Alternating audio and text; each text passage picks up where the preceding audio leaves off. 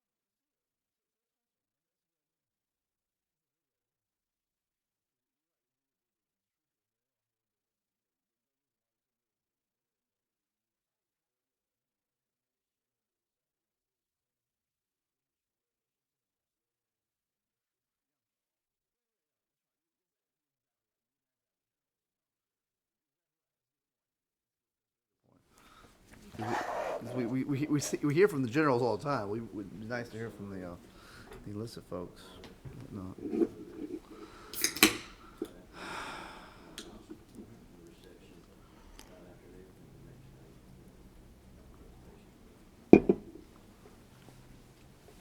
How long do you think we should wait?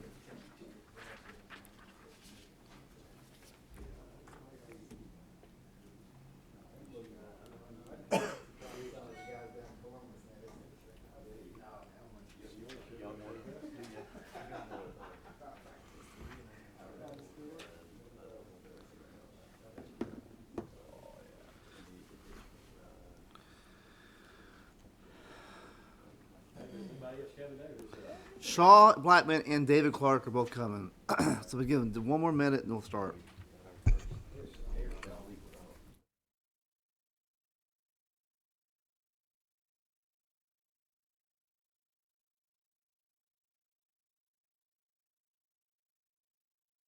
Order.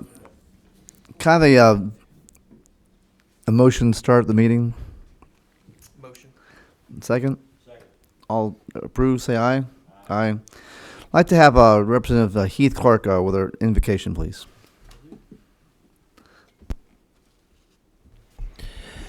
Father God, we thank you so much for loving us. We thank you for demonstrating that love for us by sending Jesus to die for our sins.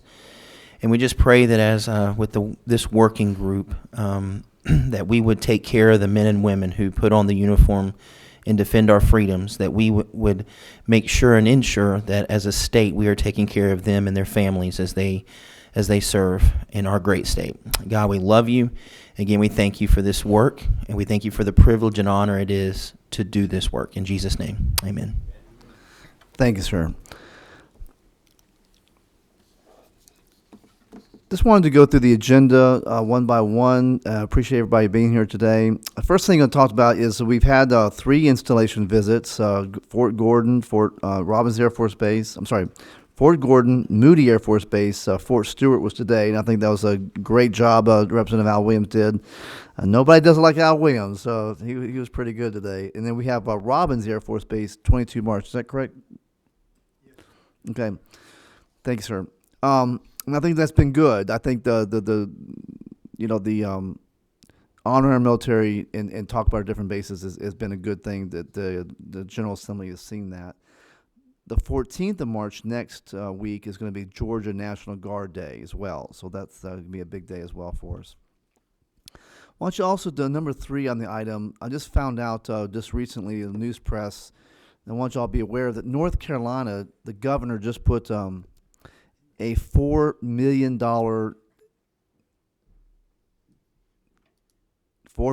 a year into the budget to do what we're doing, military affairs. So North Carolina is definitely adding to their state budget on a line item. Every year they're going to be spending $4 million a year to do what we're doing here. This year, we have put about $2 million, believe it or not, about $2 million a year into this in the state budget, and I'm hoping we can increase that later on if we feel like we needed to. And of course, there's also a $50 million investment at Fort Gordon, so I'm very, very happy about that.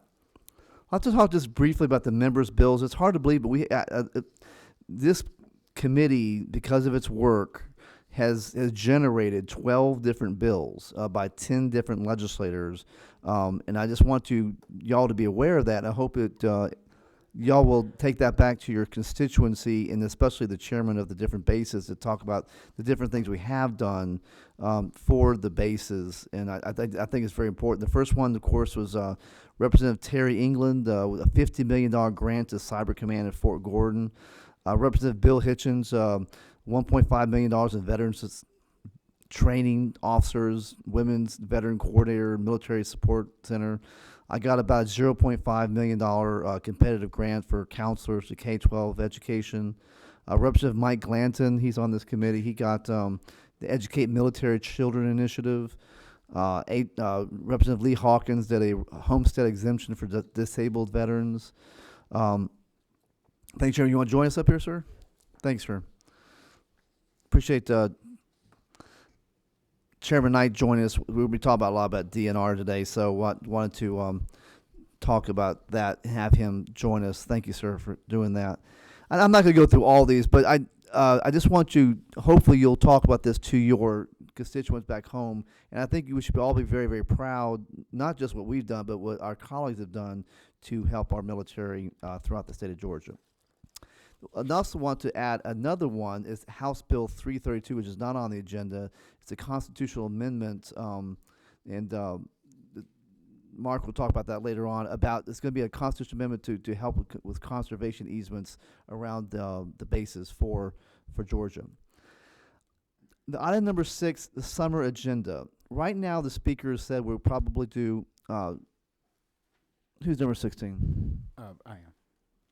Representative. Excuse me, Prince? Mr. Chair. Just sir. before you went on, and for the committee's clarification, on the 5 Alpha, you have the $50 million grant to Cyber Command at Fort Gordon. Yes, sir.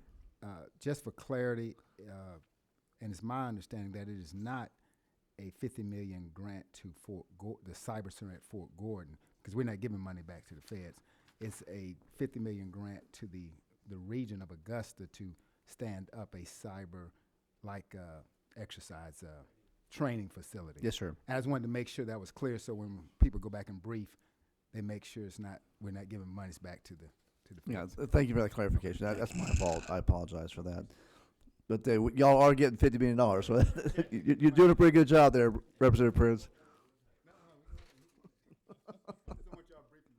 Yes, sir. Thank you. Okay, the summer agenda. For sure, the speaker has talked about us going to Moody and to Kings Bay, and Representative John Corbett is going to be doing that visit. You want to talk about that at all, Mr. Corbett? Thank you, Chairman Belton.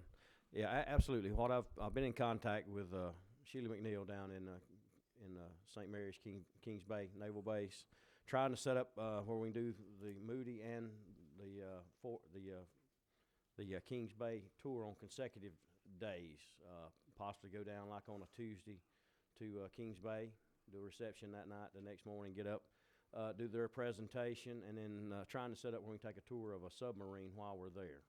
Then get all that afternoon and then drive back to Valdosta, check into our motel, do a reception that night, and then the next morning get up and go to Moody and do the presentation there to complete the tour. I don't have those dates yet, but we're working on them. I told her any time starting we started in August last year.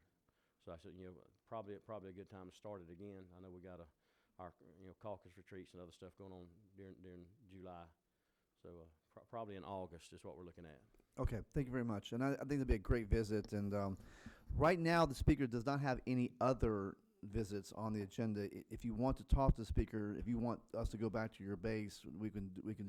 I'm certainly up for that. There'll be a conversation with the speaker. We're also planning on going to Washington D.C. And if you want to go to Washington D.C., please let me know. I don't know that all of us will go up there because it's a very expensive thing. But if you desire to do that, so far we've got the okay by the speaker to do that, but I don't know that everyone will be able to go. So if you want to go, please let me know ahead of time. Representative Corbett. Dates? Do you have any tentative dates on that yet? Not right now, no. That's would be. Yes, sir. I'll work on that. Number 7 on the item is agricultural forestry initiatives, and one of the things we've learned is that a lot of states do a lot of different things with agriculture and forestry with the military in order to protect the military bases, especially with easements. Mark, you want to come to the podium and talk about that, sir?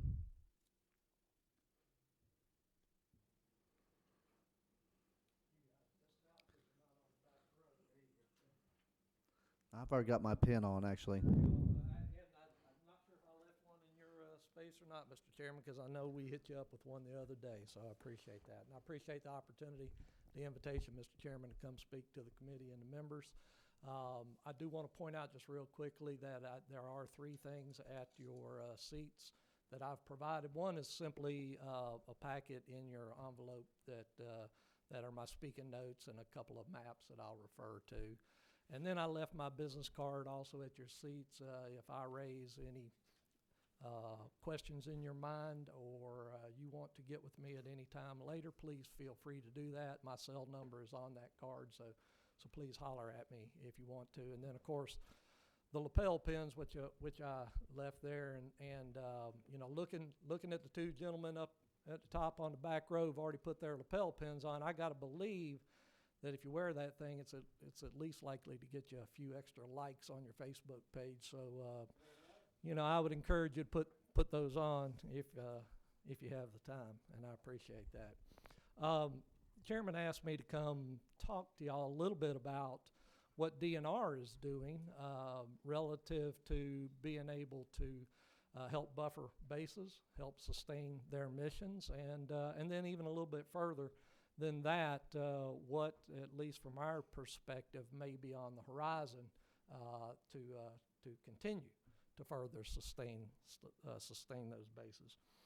Now, might seem a little bit odd to a few folks on the committee why DNR is coming to talk about military bases, but I assure you there is quite a bit of overlap in our missions. And if you're familiar with our mission, one of the primary purposes we have is to conserve, enhance, protect, and preserve natural resources as well as cultural resources and historic resources.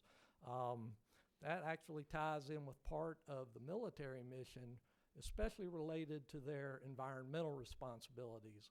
And the bases here in Georgia all have folks that are in an environmental wing or unit, and they work fairly closely with us on a lot of different levels. So I'll touch on a little bit of that, but specifically, we're currently involved with primarily, I'd say, 4 of the bases in Georgia more than some of the rest. The Townsend Bombing Range is probably the top one on our radar right now and that we're working with most currently. Following that is certainly Fort Benning, and then Fort Stewart, and of course Robins Air Force Base. And I'm not trying to exclude the other bases, but those are the 4 that we're working the most in and around right now relative to buffer initiatives. And as I talk a little bit about programming and things that we're doing, understand that we're gaining a little bit more interest around both Fort Gordon and Moody Air Force Base through something that's known as the Gopher Tortoise Initiative. And, you know, since I brought that up, I would, if you look at, if you have this packet out, but if you look at that second to last page, that is simply a map of some units that we've identified that are highly important related to our management efforts on gopher tortoises. And you can see also that we've outlined where the military base is on there just today. So you can kind of see how our work around military bases will also help our gopher tortoise initiative. So let me talk just a little bit more about that. Why gopher tortoise initiative and what the heck does that mean? In 2010, there was a petition to the U.S. Fish and Wildlife Service, which has responsibility for the management and the protection of threatened and endangered species in this country. And they listed a little over 400 species in their petition that they were telling the Fish and Wildlife Service, get on the stick, address these species, tell us what needs to be done. They have been sitting in your queue for a while and you haven't addressed them. In Georgia, 122 of those species currently exist here. Now, what a petition does is it says, Fish and Wildlife Service, you got to take a look at these and you got to make a call, a finding on whether they are threatened or endangered, and if so, what are you going to do about that? Well, when that happened, and of course it happened across the country, the Center for Biological Diversity filed this petition 6 years ago, red flags went up everywhere. And they certainly did for all state fish and wildlife agencies.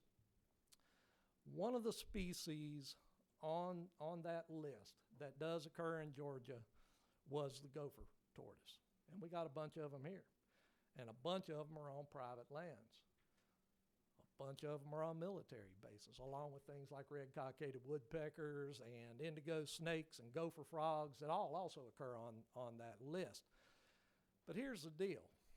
If we take a species that's in peril and suddenly he gets put as either threatened or endangered on that list, then there's all kinds of regulatory impacts that occur not just to the state, not just to the landowner, but also to every federal agency that spends dollars in our state or any state where they exist. So, when 122 species on it, we're trying to figure out, okay, what the heck can we do? And we know there's a lot of private landowners affected by gopher tortoises, and we know there's a bunch of them on a military basis. So that being a very prevalent species, and on top of that, one that if it's in existence, it's actually producing habitat or existing in habitat that's good for some of those others, like the indigo snake and the gopher frog, then we know we can take care of perhaps a whole host of those species on the list, secure their future, avoid some of those impacts to either development, economics, or just private personal property rights, whatever the case may be. So, saw an opportunity there to work with a lot of federal partners, number one, okay. And our Gopher Tortoise Initiative indicates where we got good populations of them and where we want to protect them. Now, when you couple that with the Defense Department's objective of sustaining bases and facilitating both training and defense missions, and you look at where gopher tortoises or some of these other species may exist, you figure out pretty quickly that there may be a partnership that comes into play. And being able to communicate with the Department of Defense, being able to communicate with some other partners, whether those are federal agencies, what we call NGOs, non-governmental organizations that have species-specific objectives, doesn't matter. We're looking for partners. So that kind of sets the stage. That's kind of how we're in this. We are the agency that protects natural resources, including wildlife. I, in fact, am the Assistant Director for Wildlife Resources Division, one of the divisions within DNR. And we take care of critters. That's what we do. So we're looking at threatened endangered species or those that are in peril, or even those that everybody likes to go out and take photographs of, and even more importantly, in some of our minds, those that are economic incentive and boons to the state, like white-tailed deer, wild turkey, bobwhite quail, cottontail rabbits, and some others. But how are we specifically involved? There's just a few points I want to make here real quickly. First off, our Commissioner, Mark Williams, is a co-chair of a group that's known as the Southeast Regional Partnership for Planning and Sustainability of our bases. That's a group put together that includes state agencies, or states rather, and those states are North Carolina, South Carolina, Florida, Mississippi, Alabama, and us. And then of course, others like U.S. Fish and Wildlife Service and all of the branches of the Department of Defense.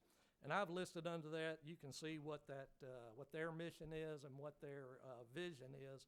But really, it's a group that gets together that talks about how do we sustain military bases and how do we sustain the things that they actually affect, like local economies, like being able to sustain things like agriculture that occurs around them when development and encroachment are the real risks and the hazards to a lot of those bases.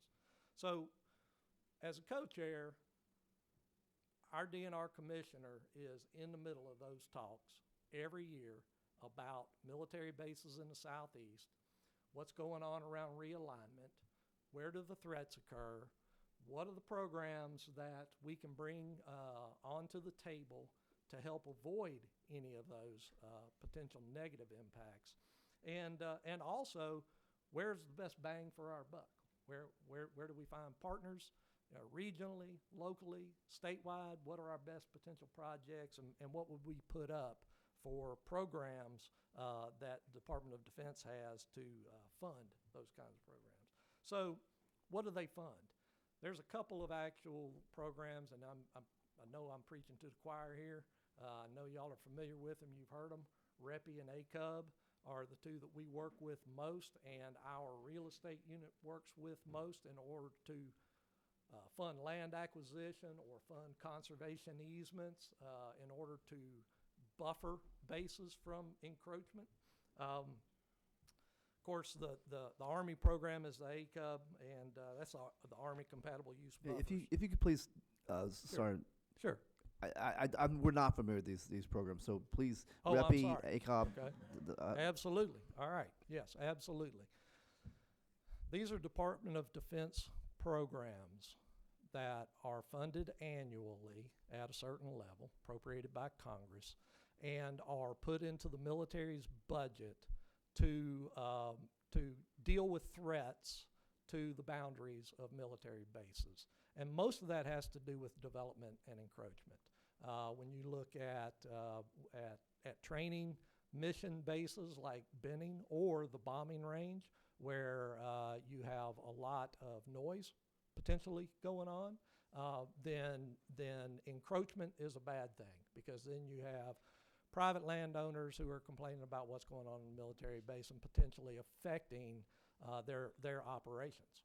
And so the military looks to buffer their properties as much as they can, those bases, in order to reduce that kind of noise that may occur at the federal level in Washington.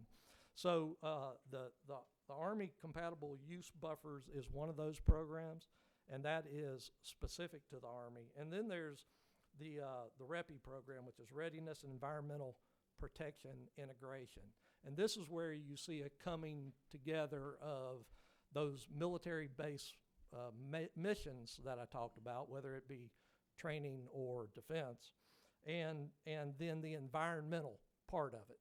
And a perfect example might be Fort Benning, where a couple of years ago, their training mission increased. They were bringing in more units, in particular tactical units associated with tanks, and they were having to do more development on their base. When they did more development, they were encroaching on species that their environmental services people had to account for, red-cockaded woodpeckers specifically. So what they were looking for were mitigation lands for the impacts, because the Federal Endangered Species Act requires mitigation, and the U.S. Fish and Wildlife Service manages that, and Department of Defense has to account for it. So they look for partners. The military looks for partners. They reach out to, in particular, state fish and wildlife agencies like us to say, okay, where is an appropriate place for us to acquire lands that will support more red-cockaded woodpeckers, where we can establish populations, we can mitigate for the negative impacts that we're having on that endangered species without preventing us from more development on our bases in order to fulfill the mission. So we work pretty regularly with the military, the Army, the Air Force, the Marines. We also work with a lot of partners, some of whom are in the room today, like the Georgia Conservancy, the Nature Conservancy, the Orion Society. There's a lot of interested conservation partners out there to not only identify those properties, but also to help the Army acquire those properties, and then moving forward to manage those properties appropriately so that the species that are the target for that are actually going to inhabit and utilize that property, and therefore those populations will be okay. So that's kind of that's part of the Endangered Species Act that impacts federal agencies, including DOD, and how they spend their dollars and what they do on the landscape. And we're a partner in trying to help them maintain that. And we partner not just around Benning, but we have partnered also around many of the other bases, and I'll get to that. Of course, there's a couple of things relative to those programs, and each of the branches treats it a little bit differently, and that's match. It can't just be federal dollars that go into them. There has to be local skin in the game as well. That's the match. In many cases, that's state dollars, and in many cases, that is dollars from our conservation partners who help with that. And I have actually, and we'll get to it in just a second, but the last page in that packet that I gave you will show you some of the projects that we have engaged our partners in to do land protection around military facilities. This in particular is the U.S. Marine Corps Bombing Range, Townsend. And you can see there the number of partners that have kicked money in, not just the military, not just the state, but all of these private organizations as well, these nonprofit organizations who are throwing money in, everybody for their own reason, but it results in the same thing. So that's actually a good reference for a project, and we'll get to that in just a second. But the match is important, and that is probably the biggest limiting factor for Georgia and other states relative to trying to utilize these programs. I don't have to tell anybody on this working group how difficult it is to parse out state dollars every year through the appropriations process. It's a struggle every year, and you have to find places to put dollars, and everybody wants a piece of them. So that will give you just a little bit of a feel for why it's very difficult often for states to come up with match for these programs, and why it is so important for us to engage other partners, those that have similar missions to us. So again, we've partnered with a lot of folks. We've certainly partnered with DOD. I'm going to run through those 4 bases I mentioned up front just to give you a feel for what this means. You looked at that map just a second ago, the Townsend Bombing Range in Long County. I'm going to pull that out again. But since we started working with the Marine Corps on this project and looking in the Altamaha River Basin, which has a whole lot of reasons for us to be interested in conservation of the land as it deals with very pristine and intact river watershed and all the species and all the habitats go along with that, but it's primarily important to the U.S. Marine Corps and that bombing range. It's the only bombing range like it on the eastern seaboard. Otherwise, you got to fly 1,100 miles to go drop your bombs elsewhere. It's utilized by all the branches that fly planes and drop bombs or shoot something from those planes. And even more importantly, the mission of the bombing range has changed a little bit too. They are starting to engage in longer range weaponry, and in order to do that, they have to buffer themselves a little more. And so they have reached out in many cases to us as partners. The way it was put to me at one point was even smart bombs go dumb sometimes, and you need to buffer yourself a little bit better to overcompensate for any particular miscalculation. Not a hard thing to do in that part of the world because it is very sparse relative to human habitation, but there's a lot of opportunity there for conservation because of the numbers and types of species and the landscape and the habitats itself that are there, not the least of which, again, are gopher tortoises. So along Townsend, I think it's about 72,000 acres. The number's in here somewhere. 72,000 acres total. 72,500 acres have been conserved through programs to help buffer that range. We've been involved in about 59,000 acres of that. There's about 17 or 18,000 acres that are restricted strictly by the Marine Corps because of unexploded ordnance and other things. So this is an area, if you look at that conservation lands map and look at those green spots along that river corridor, this is an area that jumps right out at you in our state where we have worked very closely with U.S. Marine Corps. And relative to their partnership and what they are pitching in to help conservation, they're buffering their base. They've kicked in almost $53 million. State hasn't kicked in nearly that, but the majority of those lands come to us, sometimes in fee simple, sometimes in agreements for management, and then we take it from there to manage for species that are appropriate in those areas. So after that, Benning is probably our next most involved area relative to a base. I think everybody's fairly familiar with Fort Benning. But buffers there total almost $71 million total. Just lately, we've been very active because, and I mentioned red-cockaded woodpeckers, because of the impacts that their development has had on red-cockaded woodpeckers and their need to mitigate, we have actively engaged with them to purchase several properties, a total of almost 9,000 acres now.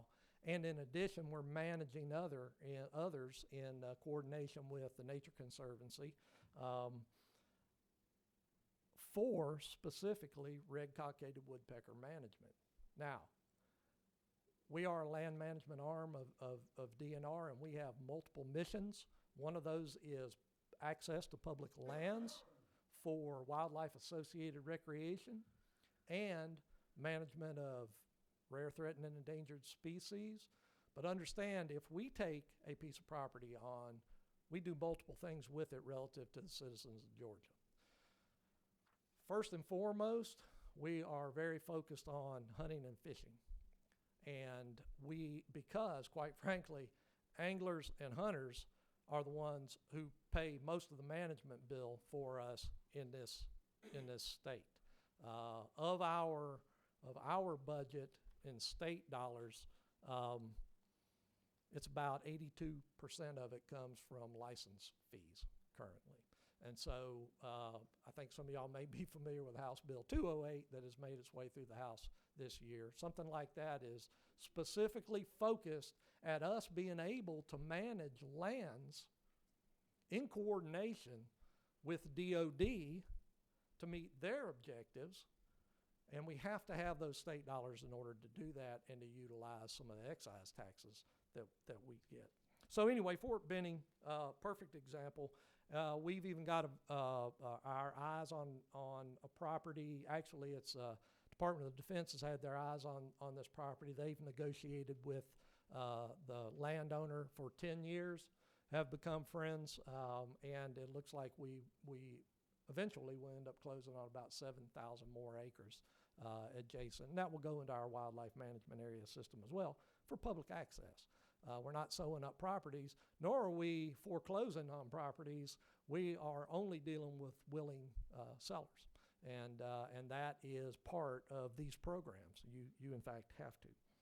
So Fort Benning is another focus. Fort Stewart is one where in the past there's been some effort on buffer. Fort Stewart actually has a very active and very large environmental section on their own, and we've worked only peripherally with them on a few buffer projects, not very many acres, but we are very active with them in management of the wildlife on those properties. Their biologists and their administrators work very closely with ours. And we see opportunities for future proposals to go to the REPI program as well around Fort Stewart. And then last one I'll tell you about is Robins Air Force Base, which is kind of a one-off for us. Those of you who've been to Robins know it is much more suburban or urban than most of the other bases that we deal with through these programs. And it's really focused on small properties, probably primarily ones where people were living up until they decided to sell, and really is mostly focused on those small land holdings that are just north of the base at the north end of the runway and part of that flight corridor where there's a tremendous amount of noise of those planes coming in and out all the time. Now, that's not to say it's not an important project to us, because it is.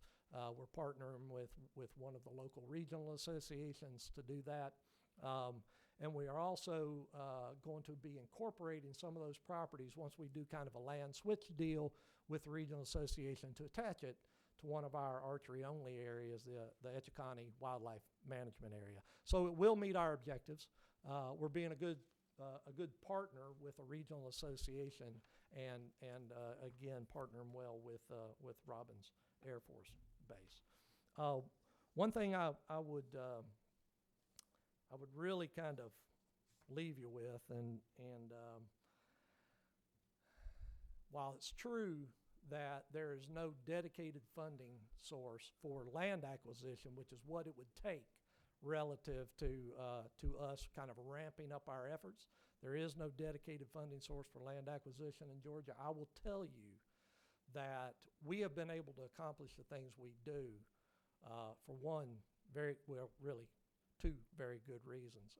And those literally are our commissioner and our governor, who both recognize the value those military bases provide to this state, and have worked very hard with the General Assembly every year to try to find a few dollars to put in our bond capital outlays in order to provide the little bit of state match required to make those bigger purchases with the federal dollars, as well as the partners' dollars as well. Now, what does this look like in the future? What do we see kind of on the horizon? A little bit of a status quo, but I would point out to you, relative to our mission and resources available to us, we're probably doing just about all we can do. And this is not a plea for anything, so forgive me, but the reality is, in order for the state to move further down this road relative to buffer projects, you've got to have more dollars, and that's just the reality of it. Whether that occurs or not, I can't tell you. But I will bring to your attention something that the chairman mentioned a little while ago. This session, there was a House bill rolling through, House Bill 332, known as the Georgia Outdoor Stewardship Act. There's language in that bill that specifically references utilization of those dollars for buffering military bases. That is something I think this working group would take an interest in, and may want to pay a little more attention to if you haven't already been following what's going on with that.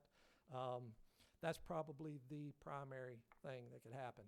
Relative to the department's ability to work, I can tell you this, and this is both personal to me as well as professional.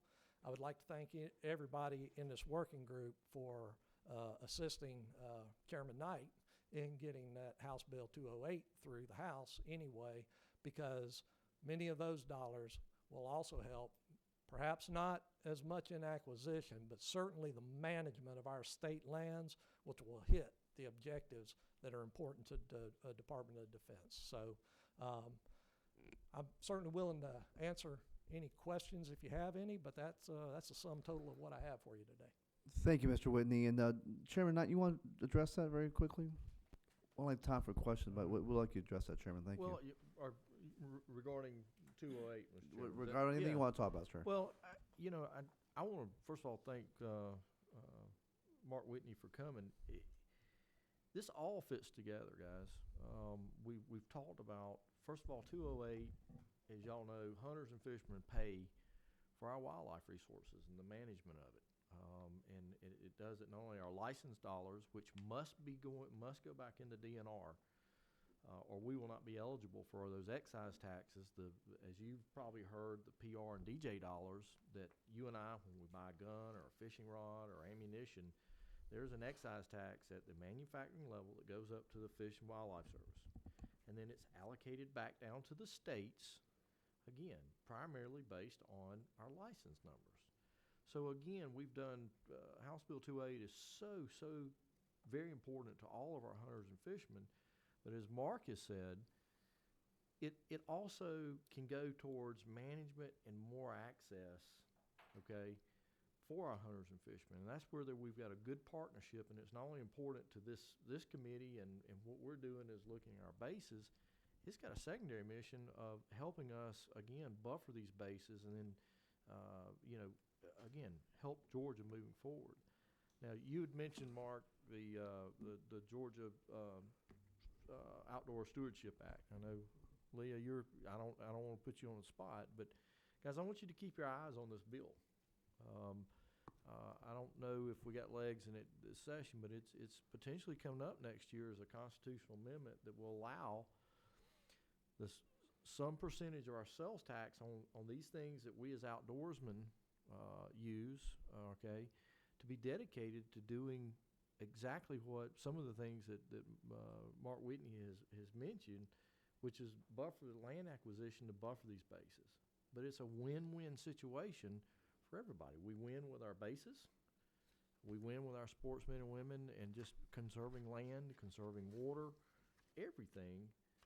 And it truly is, I believe it's a mechanism we need to keep our eye on coming into next year, because I think it has very, very valid merit, not only for sportsmen and women who hunt and fish and enjoy the outdoors, but I think it is very, very, very much key to what we're doing here with our bases to make sure that we're following that mission of buffering these to make sure that we're keeping these very, very important bases in Georgia. Thanks, sir. I wanted to point out there's a thing called the Florida Forever Act that they've put together. Conservation is a trust to help the military bases. They've set off 718,000 acres to protect their bases in Georgia, in Florida. So what I'm seeing from the numbers here, we've put about 157,000 acres in the Townsend bombing range, and about 29,000 acres at Fort Benning, about 29,000 Fort Stewart, a couple thousand at Robbins. This is Florida. It looks like they put more into it than we've done, a lot more, maybe double, maybe triple. North Carolina, they also have a program like this. They put $1 billion since 1996, 1,400 different projects. And they got, again, a $3.5 million in grants every year doing this sort of thing. So that's some serious money that these other states are doing. I got to show you a picture of this is a picture of Hawaii, actually, and it's a picture of agriculture sitting next to the base. And that's a good thing, or forestry, the same way. This is all win-win for these. It protects these bases quite a bit, and I think we can do some of this in Georgia. How about Sentinel Landscapes? Can you talk about that, Mr. Whitney, a little bit? I can talk a little bit about that. Sentinel Landscapes is a military program that that helps states identify areas that will serve the exact purpose that we're talking about. Conservation benefits as well as sustainability of our military and their mission. And it's purely a way to show via map on the landscape those areas that would be the highest priority for a state. And what that does in particular for a group like talked about SURPASS that the commissioner serves as a co-chair on, is understand where the most important places to put these limited dollars is. And there are several states that have already identified Sentinel Landscapes. Georgia is one that currently has not, but groups like SURPASS, many of our conservation partners, and DNR are talking about as a potential program for us to get involved in. So, any questions from the committee? How about conservation easements? What are we doing on that issue? There actually is a conservation easement program that is authorized by the legislature, in fact, in law, in the state of Georgia, and it has been a very active program. In fact, it was scheduled to sunset, I believe, last year. And this body, the General Assembly, extended that sunset for, I think, another 5 years it was. DNR does have a role to play in that. There are eligibility requirements in order for someone to get a tax credit through a conservation easement, and one of those has to do with important habitats and important species. What DNR does relative to at least those eligibility requirements is we verify whether or not a particular application will meet one or more of those criteria, and we will issue a letter to that fact. It's still up to State Properties Commission to approve those, and also to approve what the tax credit will be. But we have somewhat of a role, And we certainly serve that as applications come across and through our office. Chairman Knight? I think, again, the Georgia Stewardship Act, this bill that is being worked on, and hopefully we'll see more of next year, has a component to these conservation easements. And Leah, I don't know, Mr. Chairman, Leah may have some more detailed information on that, but again, whether we're acquiring this land through WMAs or we're going out and specifically here, we're doing conservation easements, to help with the buffer or private land to make sure that the land's not developed, we're still meeting everyone's goal of conservation and wildlife and access, which I think is very important. Would you like to add something to that? Sure.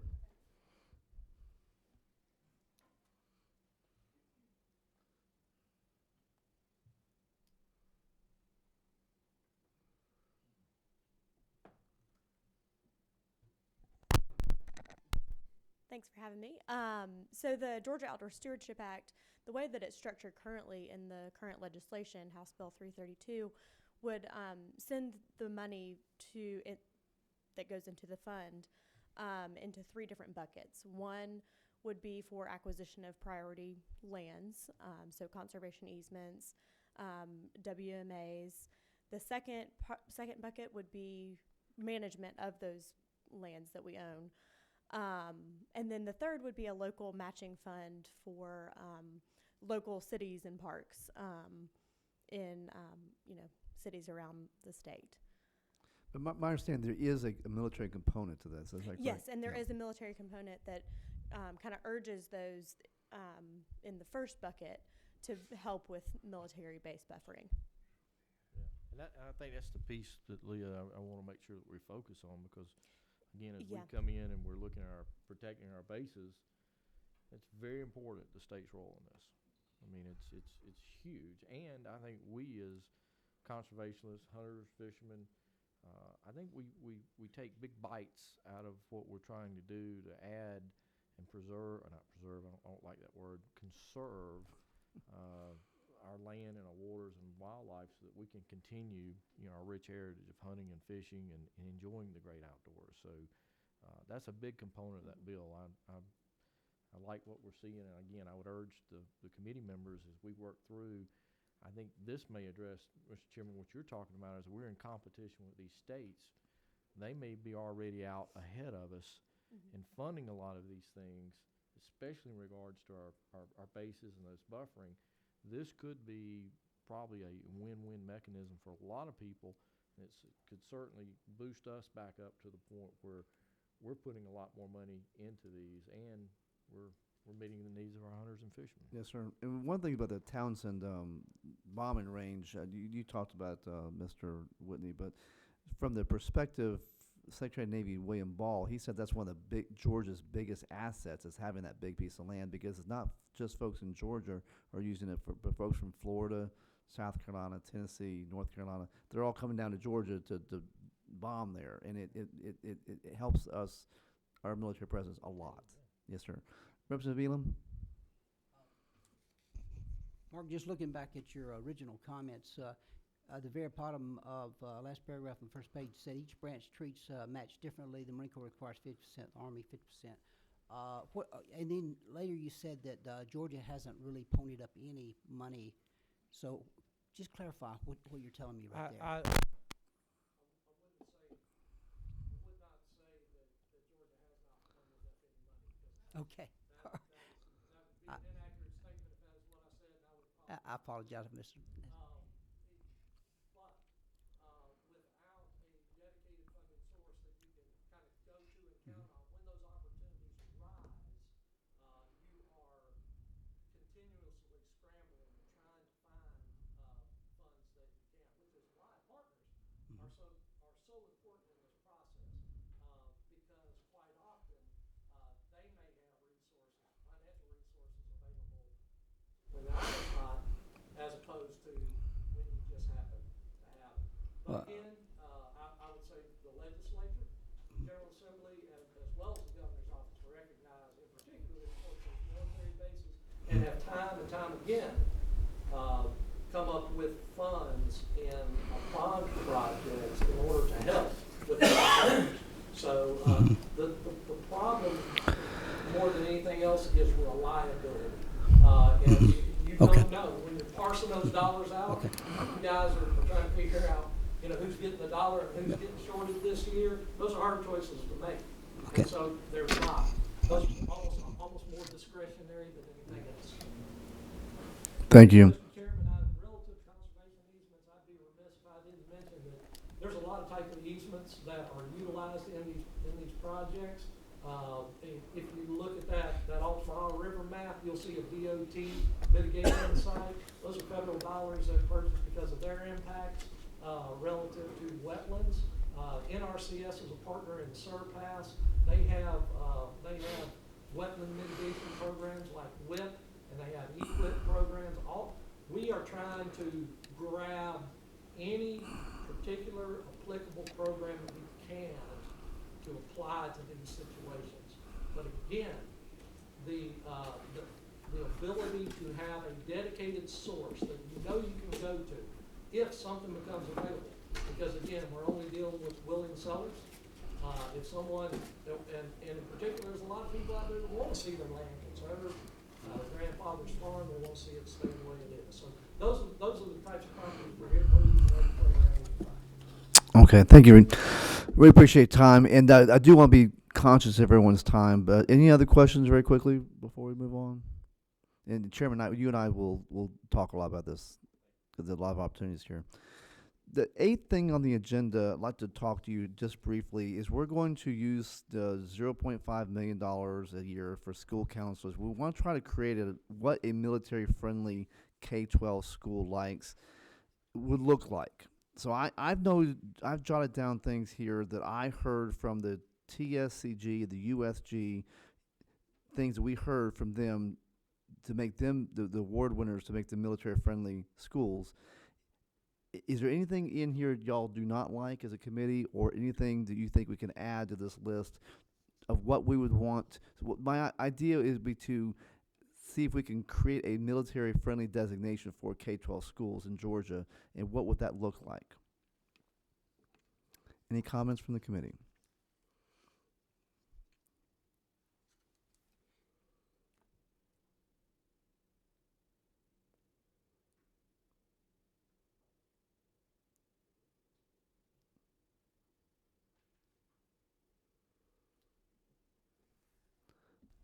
Representative Prince? Question. Yes, sir. This military-friendly, this designation, does there have to be, or have we decided, is there going to be a certain percentage of the students from military families? Again, I guess my question is, how do we define those schools that we will My sort of idea support? would be to say, if you want a military-friendly designation, you'd have to do a certain number of these things, and then we would say, yes, you are a military-friendly school. That would be but I'm up to suggestions. Again, I'm just worried about those that, and I know we put a bill in this year about more counselors for those schools with military. That's right. So those schools that are struggling that do, again, how do we identify a military school? What I would want is schools to do these things, and if they did these things, we would call them a military-friendly school. And to that point, that money for those counselors, I would hope they would do these things when they put their package forward to say we want one of those counselors, and hopefully the pilot program will increase to the point where we have lots of money for lots of counselors, and a lot of schools around the military bases will get them. Now, obviously, we're not going to give military-friendly counselors to people who are not around military bases. There's got to be around a military base. Yeah, but I think this year, or maybe one of your bills, I'm not sure, but sort of opens up the schools, at least the public schools, to military folks who, they can attend wherever school they want to. That's right.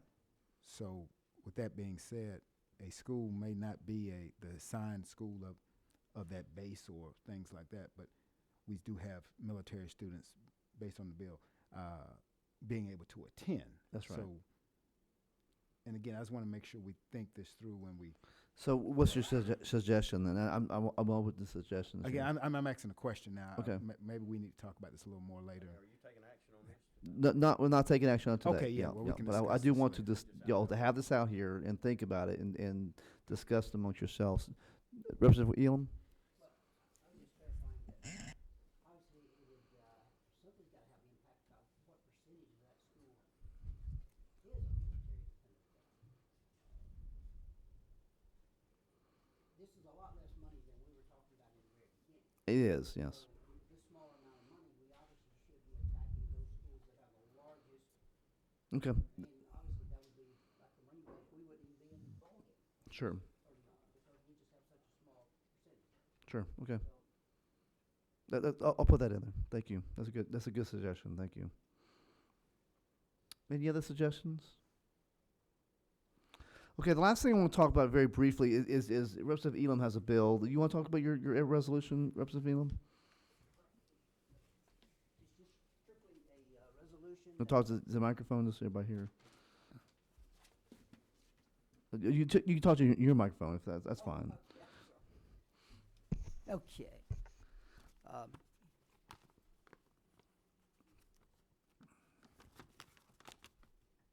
Okay, we have the Georgia Adopt, the American Council of Education. It's just an organization that establishes things that states or institutions should do that would make them more friendly militarily. And so this resolution, it just says, whereas Georgia is home to more than 751,000 veterans, where it has more than 105,000 active duty military, whereas Georgia residents are separating service members would be able to pursue higher education, whereas separating service members have faithfully served the state of Georgia. Then at the very end, we're just saying that therefore be it resolved by the House of Representatives that the members of this body recommend that the higher learning institutions of Georgia adopt the American Council on Education criteria to allow separating service members to count applicable military training and experience for academic credit toward degree requirements. And that's the core right there. So if you'd like to sign that resolution, you can talk to Representative Elam about that. Anything else for the committee? All right, well, thank you for your time, sir. Thank you.